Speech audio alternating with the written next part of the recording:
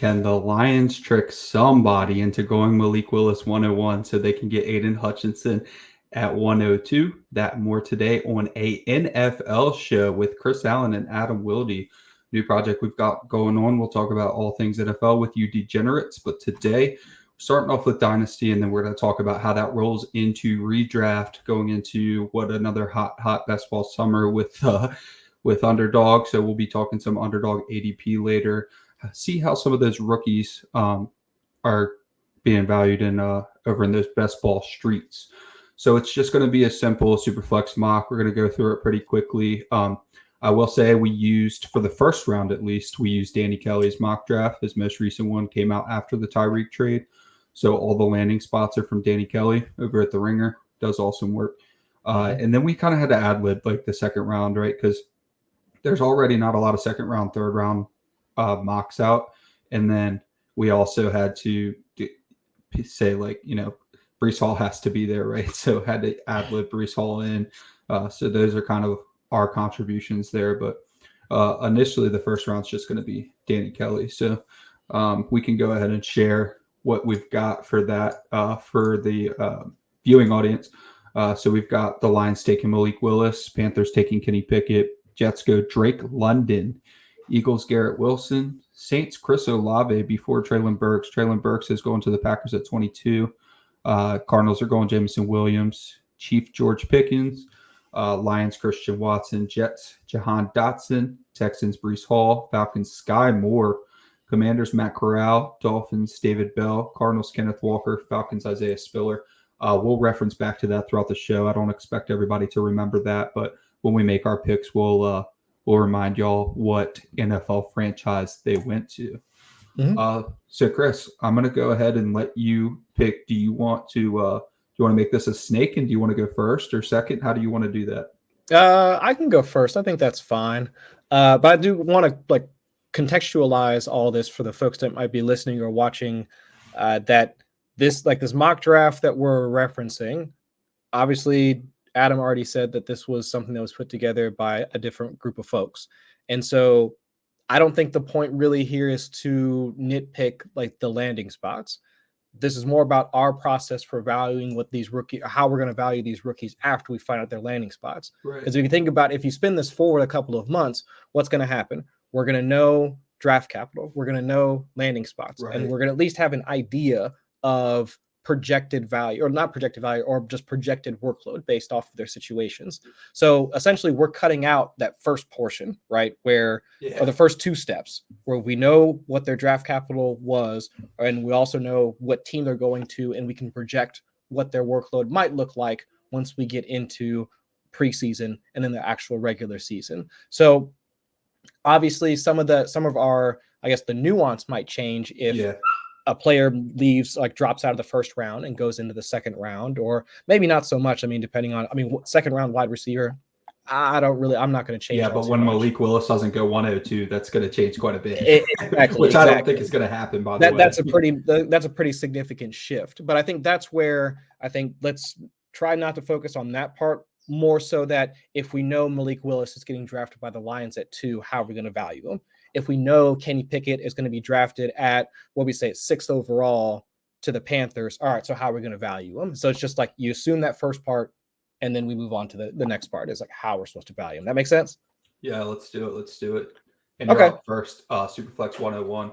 SuperFlex 101, I think that's fairly simple. I think for me, it's Malik Willis at this point. If we're going to, again, assume that he's going to be taken at 2nd overall, Lions, we already know what the situation is. And I think it fits well with how folks are evaluating Willis at this point, before he even gets to the pros.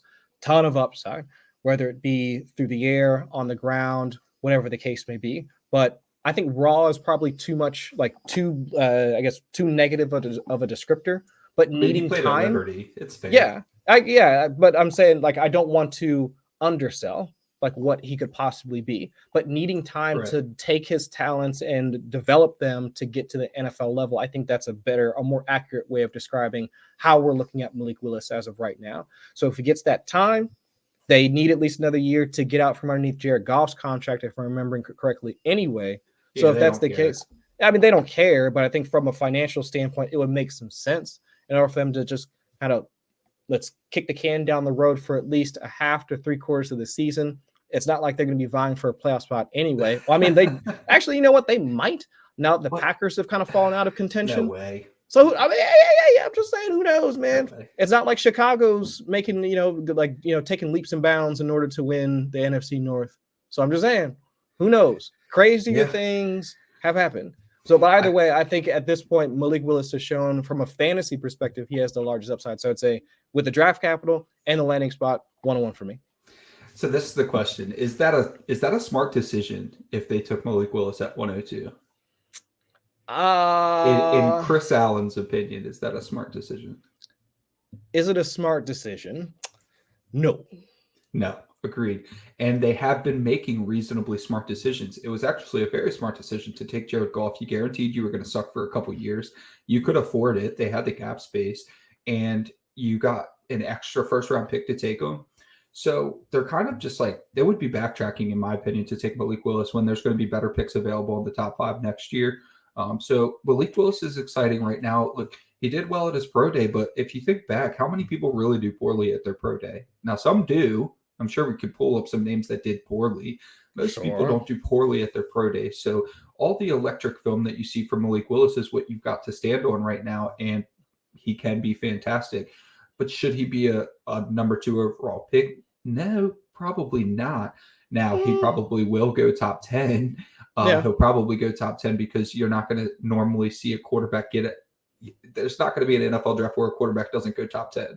So well, I guess it's less about Willis, the prospect, and about where Detroit is at right now as a franchise. Because if you think about like over the last couple of seasons, teams that have wound up investing at quarterback, I think the Jets is probably a good example where I think they did the right thing from a process standpoint, where they not only already had their guy in the can, they were going to take Zach Wilson, all right, that no ifs, ands, or buts about it.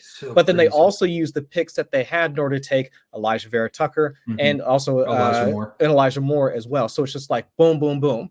I think process-wise, because they had the capital to do it, that made sense. Detroit doesn't have that luxury. They don't have like multiple picks like in the top 32 or even the top like 60 in order to really change their offensive path like moving forward. So if they had that type of draft capital, I could see it, but they still have so many other needs like on both sides of the ball. So they've got 2 and 32, but I guess my point is that Aiden Hutchinson do at 32. That's right. Yeah. Aiden Hutchinson's incredible. So my point is, I think, which is why I led the show this way, I think that the Lions want everybody and their mother, just like the 49ers and Kyle Shanahan were happy to have the NFL think they wanted Mac Jones. I think that the Lions are perfectly happy having the NFL think that they want Malik Willis at 102. And that's going to make, what if the Jags aren't sold on Aiden Hutchinson, or what if they just get a huge, like Trey Lance netted 3 firsts, didn't he? Something a lot like that. So, and there's been a ton of negative press about Aiden Hutchinson as of late, if I'm remembering correctly. Well, that's fair. And I don't know if that's going to affect how GMs value him, but it's just that media campaign is kind of what's might be kind of driving the price in the negative direction. And maybe that's the Lions too, for all we could know. Be the smoke show. Yeah. But I guess my point is that they might get 3 firsts. The Jaguars might get 3 firsts to move out of 101. Someone takes Malik Willis because they were afraid the Lions were going to take him, and then now the Lions get, I think, the best player in the draft, Aiden Hutchinson. So, anyways, wouldn't surprise me at all. I'm not going to go on a huge tangent about every single mock pick because, like you said, this is somebody else's mock that we're just working off of. So that was my one tangent. I'm allowing it. One tangent allowed. You're allowing it because you're hosting. Yep. So I'm going to go with my 102, which is going to be Breece Hall. So Breece Hall got drafted to the Texans at pick 37, according to the mock that we're going off of. I would actually probably take him 101 at this point. If you went to the Texans, I'm taking him 101. I had some interesting conversation today with some people that were talking about like the Texans. He specifically mentions the Texans, the Falcons, and the Eagles as bad landing spots. And while bad teams are not ideal, volume is ideal for a rookie running back, and you want to see that volume early. So when a running back like let's pretend Travis Etienne didn't get injured, he still would have been sharing touches with James Robinson. James Robinson's a very good running back. So it's not ideal to have your first round running backs go into situations where they're going to be sharing a ton of touches. So if it goes to Texans, sure, the Texans are going to be bad. That's going to mean not a lot of red zone opportunity. However, he's going to get an incredible amount, like probably Najee Harris amount touches. Is that fair to say for the Texans? Depends. All right. Because they still have, I mean, not to say that it's a huge deal, but Burkhead is still there, and he does have at least both the ability to run between the tackles and be a pass catcher. So if they do want to kind of almost like, let's say if things wound up working out for both Chase Edmonds and James Conner, like in Arizona, almost one of those type of situations where it's just like you bring him in, but it's more like he's siphoning touches in specific role and specific situation, not used the same way James Conner would, but you see what I'm saying, where you just got this veteran back that has a special skill set, and they move him into that and just kind of bring Breece Hall along. Because I don't see a similar situation like when it was not Travis Etienne, but even like Najee Harris, where it was just once he came to Pittsburgh, we knew what that workload was going to be. Or shoot, even Jonathan Taylor, when the Colts took him, it was like you knew what the workload was going to be. Well, kind of. And that was a point that somebody made on Twitter too that was kind of playing devil's advocate with me. They were like, well, you want a running back that's going to go in and get every single touch right away. And I started thinking about it. Besides Najee Harris in the last 3 years, we haven't had a first or second round running back that's gotten all the touches right away. I mean, I could go down. Etienne didn't. J.K. Dobbins didn't. Cam Akers didn't. JT did not. David Montgomery shared with Tariq Cohen. The list, I mean, I could do a whole show on it. Almost every running back that got drafted early did not have a workhorse role because they're so rare. Clyde Edwards, no, did not. So exactly. So there's only one example of a workhorse running back coming out of the first or second round in the last 3 years. You could even go back to like the Sony Michel draft.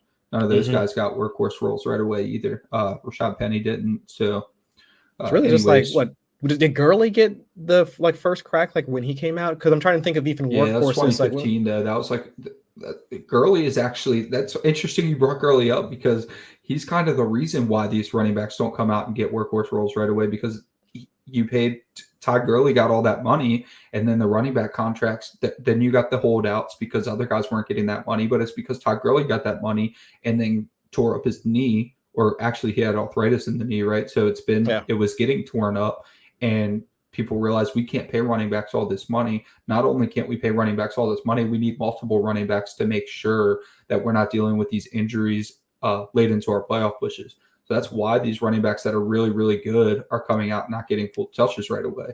It's like extremely rare to get full touches. So if you went to the Texans at 37, that's basically the only offense that you can go to that we're looking at drafting a running back that he would get, 70% of the touches. Yeah, and I think that makes sense. It's just now with the league shifting to understanding the value of running backs. I'm not saying running backs don't matter. Ain't doing that here.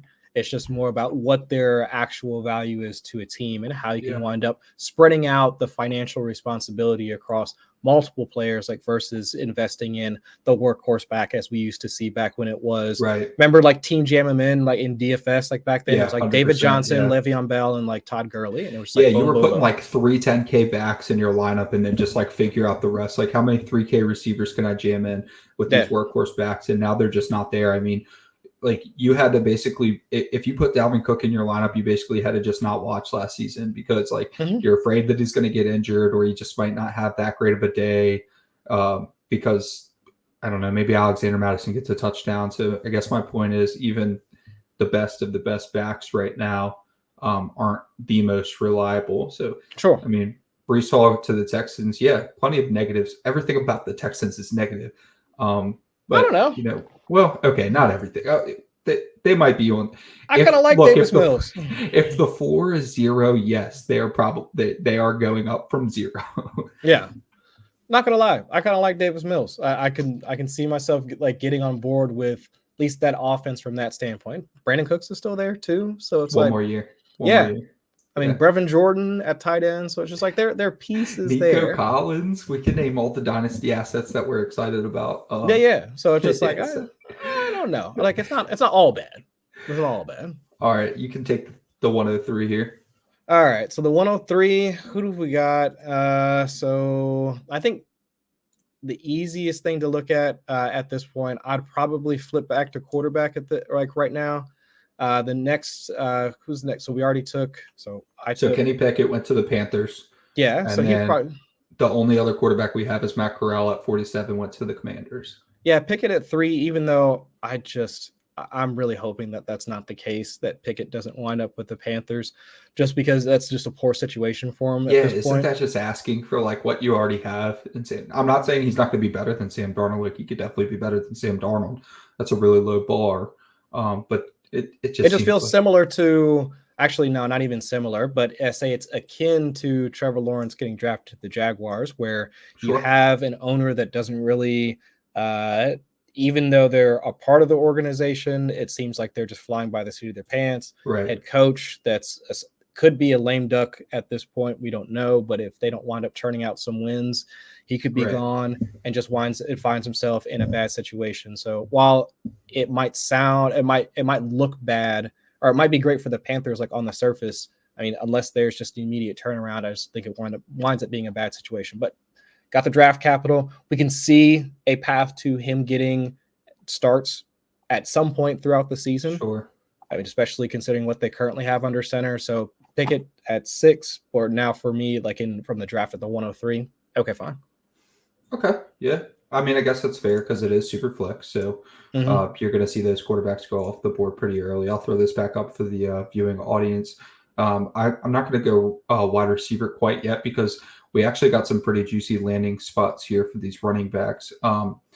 It's between Kenneth Walker and Isaiah Spiller for me here. I actually like both of them. I said today that I think that this is starting to shape out just like the Jonathan Taylor, Javonte Williams, Najee Harris, Javonte Williams, and Travis Etienne. These top 3 are big compared to the 4, 5, 6 running backs for me. But I'll split the difference. I'm going to go Kenneth Walker. He went to the Cardinals at 55. Kenneth Walker, I was watching film on him yesterday. He's got like that Le'Veon Bell juice, not the size. He's undersized compared to Le'Veon Bell. It's not even a comp to him. It's just that short area quickness it stands out immediately on film. He's got some things to work on for certain, but he catches the ball reasonably well, and his short area quickness, like I said, is just it's top notch. It's 99th percentile. It's Le'Veon Bell-esque.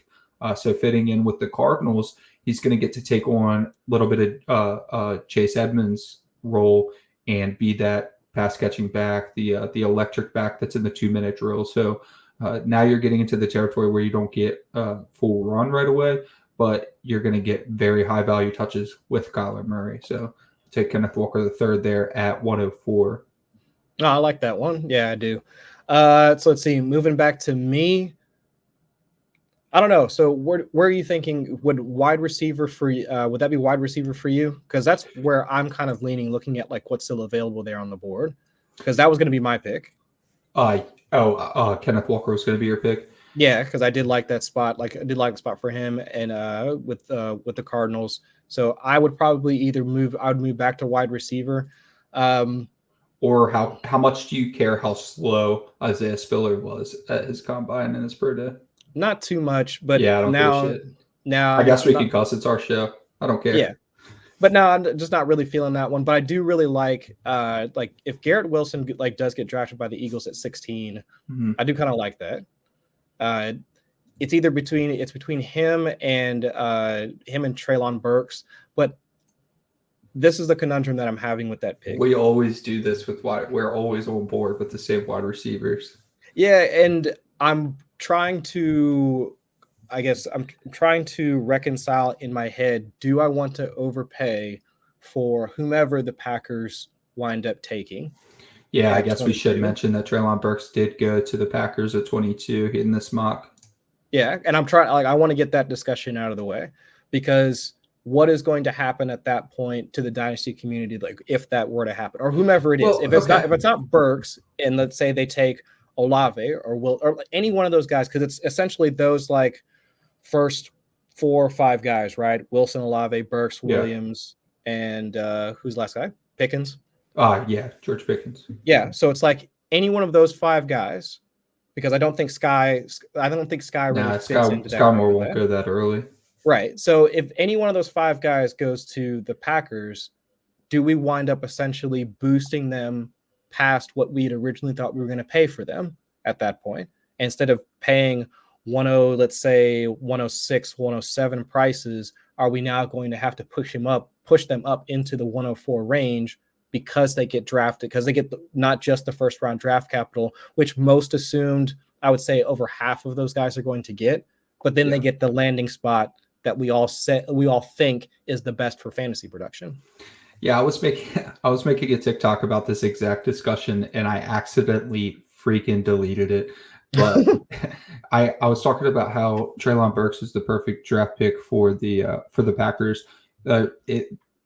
People underestimate the fact that MVS was not very good at wide receiver for the Packers. Fair statement, but he was very fast, and I do think that he made things easier for Allen Lazard and Devontae Adams. So while not a huge deal that you lost MVS, it's a huge deal that you lost MVS and Devontae freaking Adams at the exact same time, because now you're looking for speed, which dude's still in the street, just sign him back. But anyways, now you're looking for speed. Well, not anymore. He's with Kansas City. When did he sign? Like a few hours ago. Oh, earlier today. I was working and then I got prepared for this. Okay. MVS was visiting the Chiefs. That's why Tyreek Hill left, obviously, right? They were like, dude, we don't need Tyreek Hill. We've got MVS. Anyways, so you don't get MVS back. Anyways, you're replacing speed and Devontae freaking Adams at the same time. Right. Treylon Burks is pretty big, 225, 6'2". And he's probably the most well-rounded receiver, which is why he's wide receiver 1 for me, because I do think he's going to go to the Packers. I think he's going to slip all the way to pick 22. And I think he's going to be the only person that is going to slot in right away and be able to be productive for Aaron Rodgers for the next 2 years, because Aaron Rodgers is probably done after 2 years, right? So, but do you pay that premium, or do you pass on him? Let's say if now the price becomes 104, 105. Probably 105 in SuperFlex. Yeah. So if the price now becomes 105, do you say I'm going to draft him at 105? Or, looking at this mock, Olave to the Saints isn't that bad.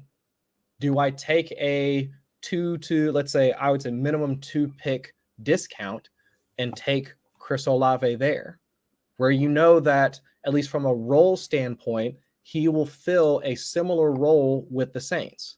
Now, it won't be as good of a quarterback, but from a deep ball perspective, Jameis Winston is still known to have a decent deep ball, accurate. Yeah. So it's do you take that 2 to 3 round discount and get, I guess, a similar perceived outcome for that prospect? And that's, I can't reconcile that in my head right now. So I guess the question is, do you take your wide receiver 1 or do you take Isaiah Spiller here? I probably lean Isaiah Spiller because I think these wide receivers are pretty close. So I've got Garrett Wilson, Drake London, and Treylon Burks ranked super close, with Treylon Burks being my wide receiver 1. So since they're so close, I might take Spiller here, or I might trade back. If I have the 105 and I'm staring at Spiller or one of those 3 wide receivers, I'm just going to trade back 4 picks and take as much as I can. For the sake of the mock, I'd probably just take my wide receiver 1 here. And I guess the question is, all right, well, if Treylon Burks is your wide receiver 1, which he is for me, is the Packers a minus EV landing spot? Because if they're not, then you just take him. He's your wide receiver 1 already, and then he at least goes to an even or plus EV landing spot. So, even if the Packers aren't a value boost, they're not a value decrease. Right, because my question would then be, if the Packers are a negative impact on his value, who would be a positive? What situation would be a positive? They got to be a positive. He's going to get volume. He's going to play with a Hall of Famer, maybe the best quarterback ever, maybe the most talented. So it's got to be a positive. Yeah, so that's the part where I can't decide at the moment, because I agree. At least from those 4 guys are in about the same tier. If you want to break them up into sub tiers, then okay, that's fine. Mm-hmm. But Burks lands, especially where we're at with this mock, it's if he gets the first round draft capital, if he now also goes to the situation that in our heads we're all projecting to be the best for fantasy, does that all equate to now moving him up 2 to 3 spots? And my knee-jerk reactions is to say no, because I think that I can arbitrage some of that value with at least one of the guys that are still there. Just based off of this mock, I think I could get almost similar production with maybe Chris Olave. Maybe, let's say, if we're assuming that the Chiefs draft like George Pickens, even though I guess that's probably not going to happen now since they signed MVS, but we'll see.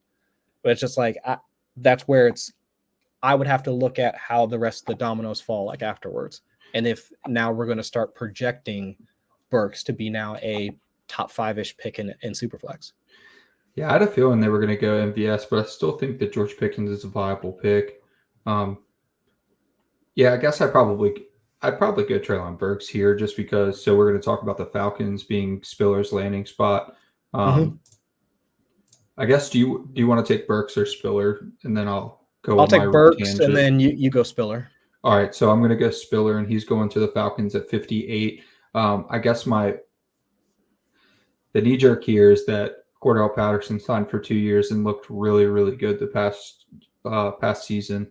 So that's a little weird to reconcile in your head, right? Because when we're talking Dynasty, how do you I would think you couldn't pay me to care about Cordell Patterson sharing a backfield. He should be a wide receiver. He should be returning kicks. Why do I care if he's sharing a backfield? So it's almost like a situation where I feel like I'm playing myself if I downgrade Isaiah Spiller because he shares a backfield with Cordell freaking Patterson. But then you might play yourself if you don't factor in that he's playing in a backfield with Cordell Patterson for 2 years. One thing that you could say is that Mike Davis is not going to be a factor whatsoever. We saw that last season. I felt that Mike Davis was going to be decent. Nobody on the planet was drafting Cordell Patterson, so no one's going to hold that against anybody. But we thought Mike Davis would be decent. That's why he was being drafted in the 5th round of Bestball, the patent running back dead zone. So do I care that much about Cordell Patterson? I just think that it means Mike Davis doesn't touch the ball a single time, and Isaiah Spiller steps into 50%.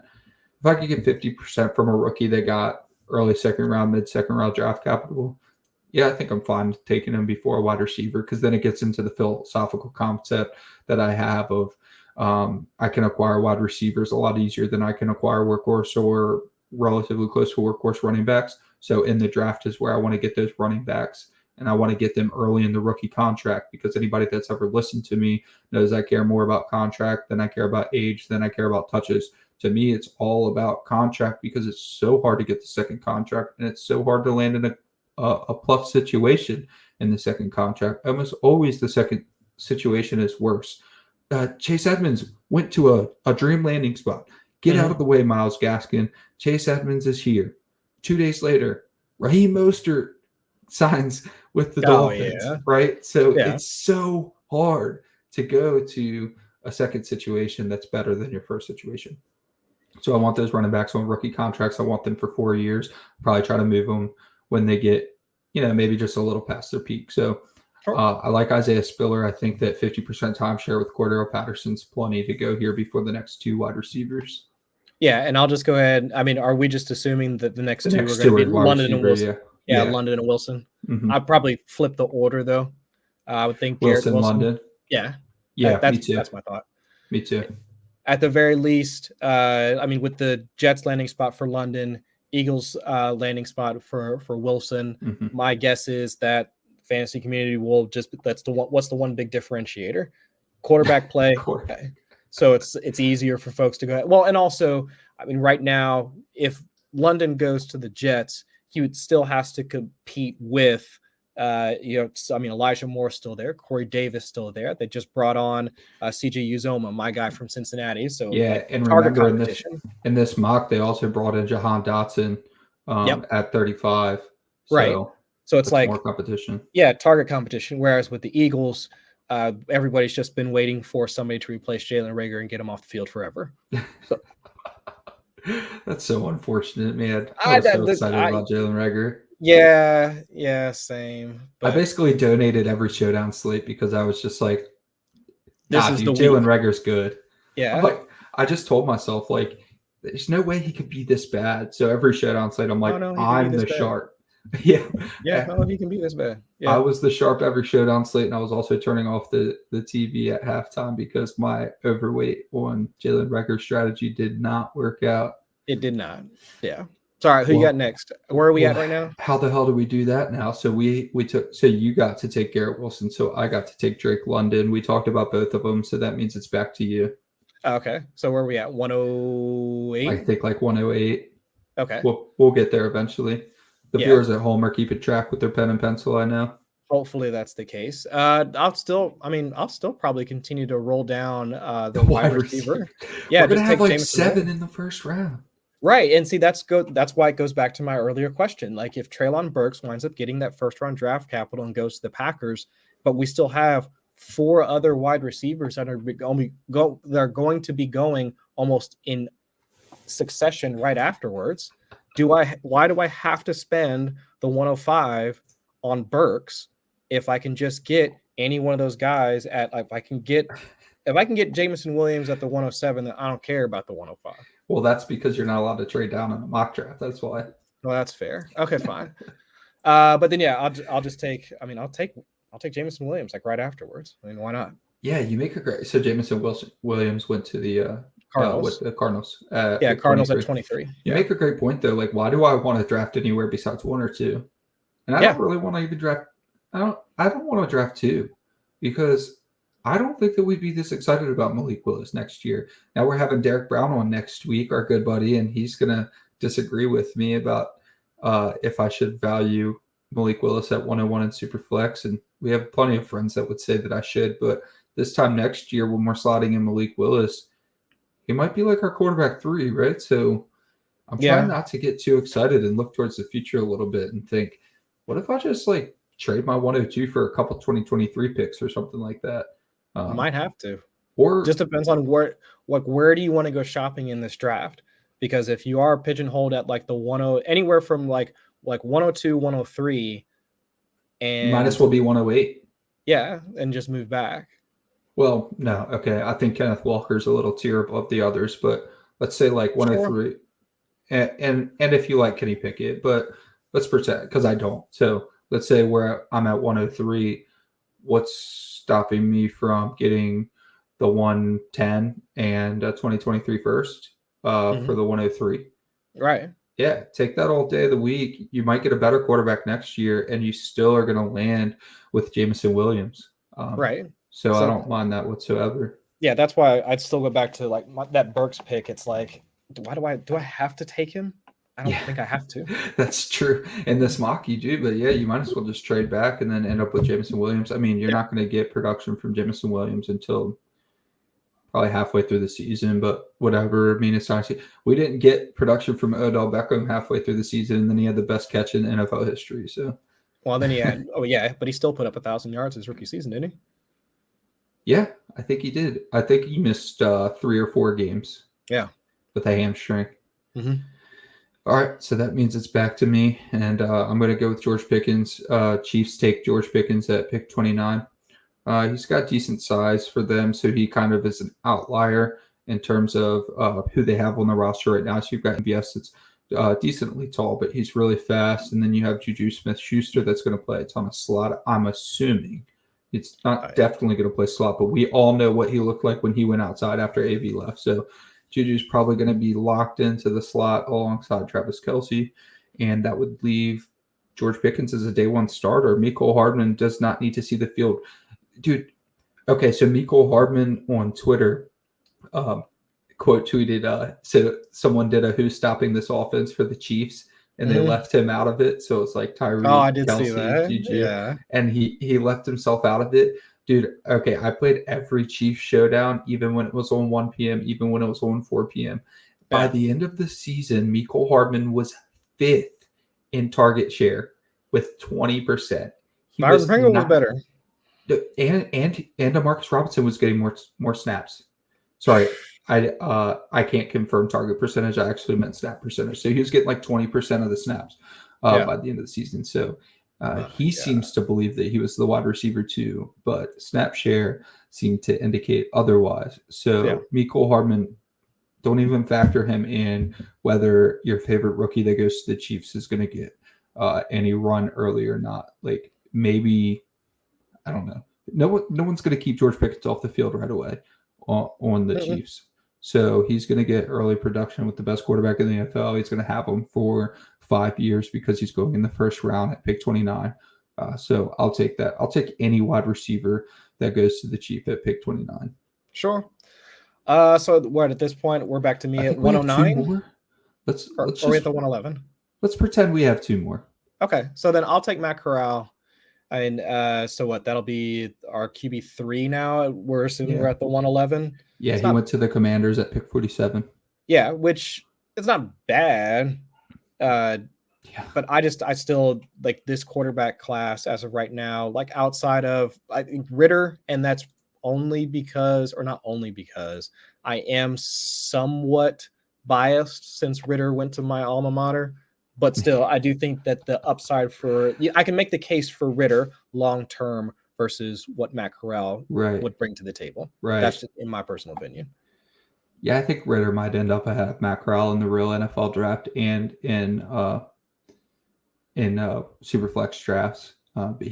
Sorry, everybody, all the Ritter fans out there, but he didn't make it in this mock draft. So if he didn't even get drafted in our first 2 rounds, we're not going to be taking him in our first round of our SuperFlex draft. So I see where you're at with Ritter. I like him and Corral about the same right now. It's just going to matter where they go. I mean, Matt Corral is going to be a starter year 2. There's no way Carson Wentz makes it out of a year with Washington. I think he's a career backup after this year. I think he should have been a career backup this year, but that's just me. So I've got one more pick. I think I'm going to go Jahan Dotson here. He's going to the Jets at pick 35, just a wide receiver that I've really enjoyed watching film on recently. And I think the Jets have a lot of opportunity. Corey Davis is going to be a cut candidate, in my opinion. Probably not this year. I think there's a lot of dead cap, but definitely next year. So Jahan Dotson is going to be somebody who is going to have to wait a little bit. And that's what makes me weird to take him in the first round. So this is something that I could see moving when I go through my rankings. Just because if he does land with the Jets, you're going to have Elijah Moore, and then you're going to have Corey Davis, and then you're going to have Drake London. So it's going to be so hard for him to see the field right away. But we at least know that he's not going to get the Denzel Mims treatment and get 0% of the targets because they just don't like him. Like, obviously if they drafted him, they like him. So they're going to have a plan for him. So while I don't think that the Jets double dip this early, that's just how it worked out in this mock. I'm just going to go ahead and go by the evaluation, take Jahan Dotson, and just hope that he doesn't go to the Jets as the second wide receiver that they take. Yeah, so at this point in the show, we want to transition over to some best ball because this is the point in the year where you can either be going really early on rookies and you could get an edge, or you might have an edge by not taking rookies at all. So I'm going to go ahead and share Chris's screen. We're going to be looking at Underdog ADP. Use promo code Wilde if you're signing up for Underdog. If you've never signed up before, that really helps out the show. But Underdog is a fantastic platform, very clean as you can see. And we're just going to go through some of these rookie ADPs and just kind of say, are they too high and too low? The reason that I thought of this portion of the show is because Breece Hall, when I started doing my first drafts, was way too low in my opinion at ADP 61. I mean, that's like, what was that last year, Chris? Like the back half of the running back dead zone. That was like Mike Davis, Chris Carson territory. So I don't see. Is there a way that we can look at who Breece Hall is being drafted around? Like just scroll down to the 61 ADP. Right around there. Filter for running backs. So you're gonna have to scroll up. So there he was. Yeah. So Breece Hall is going around Michael Carter. Like, okay, Josh Jacobs, I guess I kind of get. Elijah Mitchell, I do not get. Travis Etienne, I do not get. Leonard Fournette's ADP is going to correct for sure. That's wrong. that should go up. Somebody took him 2 rounds early in a draft I did today, so that's going to get corrected. But when you're looking at this with us, I mean, look at Breece Hall there at 61 ADP. We're looking at him sandwiched between Josh Jacobs and Michael Carter. Now, Josh Jacobs, I think, is promising this year, but last year Jacobs was cheap. He doesn't feel cheap this year. No, I think he's appropriately priced because even if you think that he's going to continue to be the all-purpose back, we'll take that back, the early down back, probably the better descriptor. But now they have so many other backs behind him because McDaniels wants to recreate New England's backfield. in Las Vegas, it's difficult to see him having the same target share because Kenyon Drake got hurt. And then also the other running back that they had behind him as well, because I thought they had 2 pass catching backs there. They had not Richard, but Jalen Richard. Yeah. But like both of them got hurt, so it really was just him. Almost the same way that David Montgomery like fell into being the workhorse back. Like that was how Josh Jacobs was getting like 8 targets a game for a 4 or 5 game stretch last year, and it skewed his entire season. Yeah. So I see but the thing is that the thing I'm trying to reconcile is that Breece Hall and the way we're valuing him, and it could be just our own communal shift in how we value running backs. Is just Najee Harris was almost like routinely I would say at the latest, I would say like a 4th round pick was like the latest at this time of the offseason. Oh, my bad. He might have been like a 4th round pick, right? But it was like once we got even close to the draft, it became essentially not a secret that Pittsburgh was going to take him. Routinely, it was like late 3rd, mid, like early 3rd, and then now we're pushing him into like the 2nd round. Right. So then, all right. So this is what you also have to think about too, though. So we're not in a tournament right now. Hopefully they have some pre-draft tournaments. That would be incredible because that makes a big difference. We're not in a tournament right now, so you're only drafting against your league. So is it an edge to take these rookies early, or does it not matter?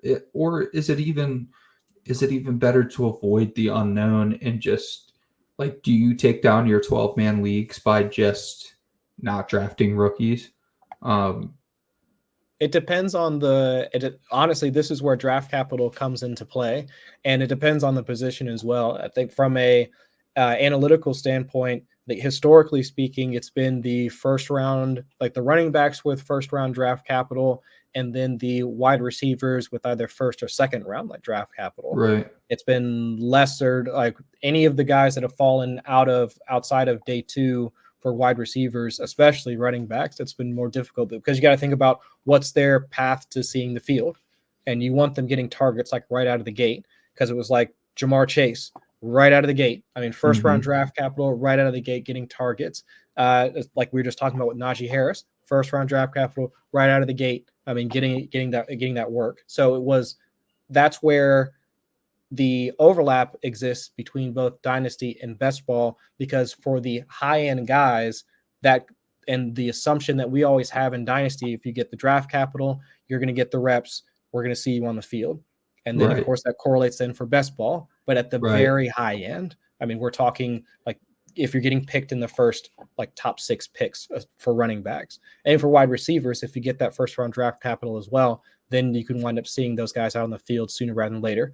Elijah Moore, I think, was probably like one of the, more normal, or I guess we can see the path to not having the 1st round capital. But even though he was on the field, look at the quality of play that he had under center.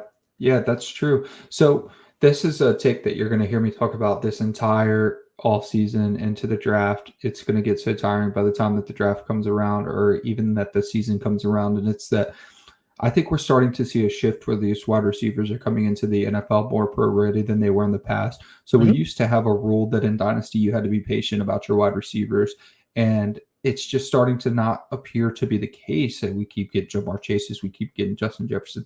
And yes, there are ones that don't hit. There's Jalen Reagor that doesn't hit, but it does feel like they're hitting at a higher rate, and where you can capitalize on drafting these guys in redraft. You can capitalize on drafting them at best ball this season, because there's going to be people that are still stuck in their ways that you don't take rookie wide receivers. And in the past, that was correct. You were a chump for taking rookie wide receivers in redraft because they just weren't going to produce. But that's not been the case. I don't know what to attribute it to. I don't know if it's better sports science. I really don't know, because Jamar Chase took a year off and then came in and had the best rookie wide receiver season ever. So I don't even know what to attribute it to. But I do know that some of these wide receivers are coming out and just being incredible. And Justin Jefferson's ADP was really low. Jamar Chase's ADP was really low, but that was also partially because he said he couldn't catch NFL footballs because they didn't have stripes. So that was a weird thing he had going on. But in my opinion, this might be the year to jump in some of these drafts, some of these pre-NFL drafts, and start taking some of these rookie wide receivers. Because if we're going to see 7 go in the 1st round, which there could be 8 go in the 1st round, they're going to be producing right away. So you might be able to get 2 of them on your roster producing for you. And if you get a wide receiver 2 or a wide receiver 3 out of a rookie that you picked at a ADP of 70, that's really, really strong. Yeah, I wanted to actually for next show, I've got some homework to do, but I actually did a study over at 444 looking at rookie production and just trying to get a feel for what the expectations are. Like I took a look at CeeDee Lamb's production, Jerry Jeudy, like the first round guys and the guys that received most of the hype, and try and like bucket each of them based off of not just their skill set, but also what their outlook was going to be. Because as hyped as we were for CeeDee Lamb, we could see how his skill set coupled with his landing spot, that was going to breed fantasy production. Right. Whereas for Jeudy, had the skill set, but we weren't sure about the quarterback play. So a lesser situation for him. So that's where it made it difficult. And so now you can already see here with Treylon Burks, I mean, we're already pushing him into a spot where, I mean, right behind one of the more consistent fantasy producers at the wide receiver position in Brandon Cooks, and right behind him and ahead of Ayuk, Thielen, Jeudy. I mean, he's already ahead of some of these guys that we would consider to be, I guess, useful fantasy starters, like wide receiver 2s, right, thereabouts. And but this is also assuming, one, he has the draft capital, but then 2, he has to get that landing spot. He has to get like that Packers landing spot. And even then, if that happens, I can already see he'll get steamed past where he's currently being drafted at now. Yeah, it'll get double counted for sure. But so this goes back to your conversation earlier where you were like, why am I taking Treylon Burks when I could get Drake London later? So like, where's Drake London going right now? Because you could pass on Treylon Burks, but still call your strategy. Almost 2 rounds. Yeah, almost. So 20 picks, right? Yeah. Yeah, so 20 picks behind, you get Drake London, who actually probably is getting drafted ahead of Treylon Burks. Almost every mock has Drake London going ahead of Treylon Burks, and you're getting him 2 rounds later. So maybe Treylon Burks' ADP isn't where you want it, but Drake London is a huge value if you're drafting right now. Jameson Williams, somebody who's going to have a super, super late ADP because he might miss time. But with, how we've been doing with Achilles and ACLs, like he might not miss half the season. He might not miss training camp at this rate. He's not a guarantee to be out week 1. So if he gets a good landing spot and he gets a huge injury discount, that's somebody else to look at. So that's how you take your dynasty strategy over to Bestball. I'm not taking Treylon Burks. I'm just going to draft Drake London, and then I'm going to take Jameson Williams later in my draft. I mean, it could wind up. It definitely makes you think about the arbitrage value of these rookies. Or, I mean, the other way to think about it, especially with Bestball, is you wind up looking at those rookies. So let's use the Jameson Williams comparison here. Look at the guys, look at the veterans that are currently going around him. I mean, Jacoby Myers, not the same archetype of receiver, but you can see the fantasy production being there for him. DJ Chark, I would probably take DJ Chark over Jameson Williams, like given his current situation. Maybe. But I mean, but that's the game that you play. Like, do you want to try and bet on the talent and situation for the rookie coming in, or do you just want to take I don't want to say steady Eddie production because we don't even know how DJ Chark is going to integrate into the new offense with Detroit, but we know we've seen the production with him already. Right.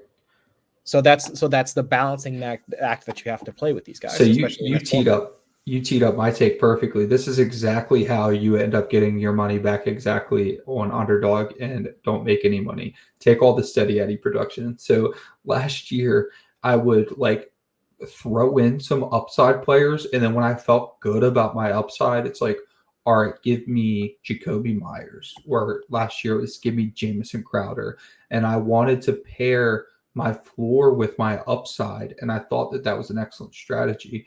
But you're not going to win a tournament with some of those guys. You need all upside, and you need them all to hit if you're going to win Best Ball Mania. So if I'm looking at Jacoby Myers, Kenny Golladay, Jameson Williams, Odell Beckham, DJ Chark, Jameson Williams is one Adam Schefter. He's one Adam Schefter ready for week 1 away from being ADP 70. Right, like he's a one Schefter bomb away from a 50 ADP increase, and you already drafted him in your 12th man on March 24th, 2022. So you're already ahead of the game, ahead of the curve in that way. And if you don't hit on them, fine. But you weren't Jacoby Myers wasn't taking you to the promised land. Jameson Williams has the upside to have, I almost said Justin Jefferson. He's got the upside to have. He's got the upside to have a really good season, especially if he gets first round capital. And not to mention, if he gets first round capital, the teams have done their homework. So if you don't get that Adam Schefter bomb, just know if he got first round capital, he's probably playing earlier than you think, and you start drafting him accordingly. Maybe you're taking him around earlier and you look like a chump at the time, but he ain't getting that first round capital if they think they're missing half a season of him.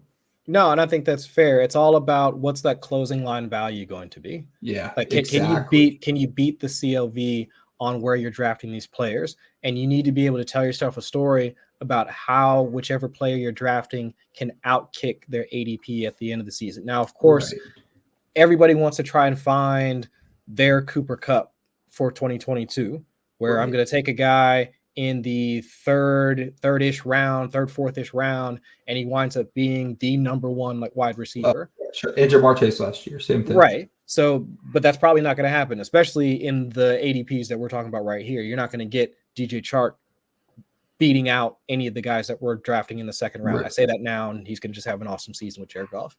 But I mean, that's essentially what you're looking for. You need to be able to create value or find guys that have that shot in order to do that. And like you're mentioning, like Jameson Williams has the path to do that. I think DJ Chark, especially in the areas of the field that he plays, those intermediate and deep areas of the field, Jared Goff connects on a few of those.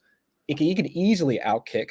I mean, he could get past DJ Chark. He could definitely get ahead of Odell Beckham. I mean, since Odell Beckham probably isn't playing until November. And he doesn't. Yeah. You can already see how he can get past Kenny Golladay because Kenny Golladay didn't do anything last year. So it's like Kenny Galladay's a tough one. So it's like him, Christian Kirk, Tyler Boyd, maybe Juju. You can see, but Juju's ADP is going to be too high already. Maybe, but I'm saying like look at the guys that are ahead of him, and can you see a scenario where he even jumps a few guys? You're talking about creating value. You're talking about like outkicking their current draft position. And if you can tell yourself that story, you say, yes, all right, I can see him jumping like 4, 5, 6 guys. There you go. Like that's what should be like, instead of just, like I said earlier, steady Eddie, like Jacoby Myers. Like, what's the chance that he even like outkicks Rondale Moore? Yeah, so he can make ADP, and he almost definitely will. Cool. And that's why people that's how you win Best Ball Mania, is that other people in your league are like, Jacoby Myers is a lock. So it's like on DraftKings, like this dude's a lock for 3x. Cool. Like, yeah, great. No, yeah, great. Like, okay, great for cash games. I don't want Jacoby Myers. I want Nelson Aguilar, because I think that Nelson Aguilar could be the guy that gets me. If like Jacoby Myers is going to 3x, I can see Nelson Aguilar 6x for way cheaper, because and then 6xing when he scores the same amount of points as Jacoby Myers. Yeah, exactly. Yeah, exactly. So it's like people draft that way, and there's going to be at least 6 teams in your draft that are going to take Jacoby Myers instead of Jameson Williams, because they're like, I don't know what Jameson Williams can do. He might not play half the year. Well, you, sir, might not win Best Ball Mania. You might get your money back. You might place third because Jacoby Myers got you 10 points per game, right? And Jameson Williams might not play half the year, and then you just lost your money. But he might play week 1. He might be damn good, and you might have elevated yourself. Remember, Deebo Samuel was a 4th-round ADP, I think. No, that was Ayuk. Remember, like Ayuk was the one that was getting drafted like 4th, 5th, and then Deebo was like, I thought he was like 6th-ish round. You're absolutely right. I forgot that Ayuk was being drafted ahead of Deebo. So so Deebo was like a 6th-round pick. It ended up being, now he's a first-round pick. Those are the guys that you have to find, and that could have went terrible. Yeah, look at it, like 12.8. My God. So okay, that's a little high now, and that's because last year he was incredible. But those are the guys you're trying to find. And for every Deebo Samuel, Cooper Kupp, and Jamar Chase that worked out, there's 50 that didn't work out. But that's okay. You were shooting for the moon, and that's what you ended up getting. So I think that if you start taking some shots on these rookies, like right now on Underdog, on these pre-draft best ball drafts, you're setting yourself up for success. Now, I have to reiterate, that's it. They only have 12 mans right now, so you're only playing against a 12-person field. The Jacoby Myers pick is not that bad when you're only playing against 11 other people.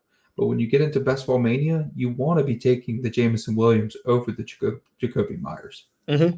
And that's where, and even immediately after the draft, let's say, even if we know landing spots, I mean, there's still time for them figuring out, because remember how much ADP shifted even once we started getting training camp news. Think about how far Jamar Chase's ADP dropped once we started hearing about the drops issues, unable to beat press coverage against even his own defensive player, like guys on his own team. Always his problem, as I put up air quotes. Or what about Justin Jefferson's ADP the year beforehand when he was essentially like left for dead? It was, who was it? Oh, he had a terrible. Do you remember his first 2 games? Oh yeah, but even remember training camp. Who was it? He was getting beat out by was it BC Johnson? Yes, BC Johnson was playing ahead of him. You're absolutely right. And then he had some drops in his first 2 weeks. I remember people being like, and I took some Justin Jefferson, and I was lurking in the shadows, like, guys, I'm pretty sad too. But I wasn't willing to go out there on Twitter and be like, you need to sell Justin Jefferson. He's going to be terrible.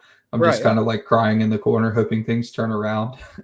But now would be the time. Like, now would be the time, and for certain over the next like few months, like once we get into June, to start investing in some of those rookies that have the high-end draft capital. Not all of them, right? We're not saying to just go ahead and they're not all going to hit. So we're not saying go out and like draft like, John Mechie or Kieran, like what was the guy that ran like super slow? Was it Kieran Williams or what was the super slow?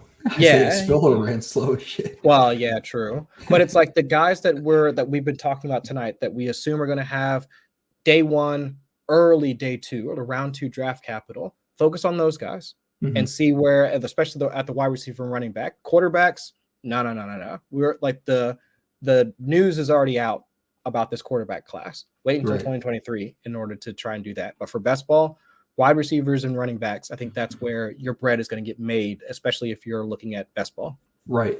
We almost have to get out of here. Let's look at Malik Willis's ADP really quickly, because I remember yesterday drafting Malik Willis. He's the only one that might a 170 ADP if he goes 102 and plays early. Because if he does go 1 and 2, there's no incentive, or not. If he goes 9 to Seattle or he goes 2 to the Lions, there's no incentive for them to play anyone but Malik Willis. So if he sees the field, he is going to be a solid contributor. It's just a lot has to happen between now and then, which is why his ADP is 170. But remember, Underdog, you have 20 draft spots now. If Malik Willis is still there and you've got 2 quarterbacks and you feel like your team has shaped up really well, don't be afraid to take a 3rd quarterback just because like it's minus EV. Like, it's Malik freaking Willis, especially if you took 2 late ones. Say you've got Tua and Derek Carr, and maybe you've got some Miami stacks and some Raiders stacks, and you're good to go there. And it's just like, do I want to take like Damian Williams or do I want to take Malik Willis? Let me take Malik Willis. Always go for the quarterback. And actually, 3 quarterback builds actually crept into the top 3 in terms of advance rate. There you go. M2 for last year. Check out a video that I did for 4 for 4. It's over on their YouTube channel. That I kind of broke down like the roster construction builds. For, the different builds. Right? Yeah, absolutely. So Malik Willis is one to look for if you need upside at quarterback. If you went with 2 safe quarterbacks, and definitely stack your safe quarterbacks just in case they end up panning out. You've got your Tyreek and your Derek Carrs, etc. Just because you took them because they were safe, you still want to shoot for their upside and think that they get to their 99 percentile outcome. So stack those quarterbacks and then add Malik Willis at the end. That's going to do it for today for me. Do you got anything else to add, Chris? No, that's it. I mean, happy to be doing this project with you. Love to talk Dino, love to talk best ball. Hopefully we'll get a chance to, we'll definitely talk with some guests here shortly. So it should be fun. Should be fun off season for sure. Yep. So we've got Derek Brown coming in next week. We'll let you guys know what we're going to be talking about on Twitter. Please like, subscribe, rate, review. Subscribing is going to be huge for us because we're starting that uphill battle against the YouTube algorithm. Thank you all for coming out, and we will catch y'all next time. Peace.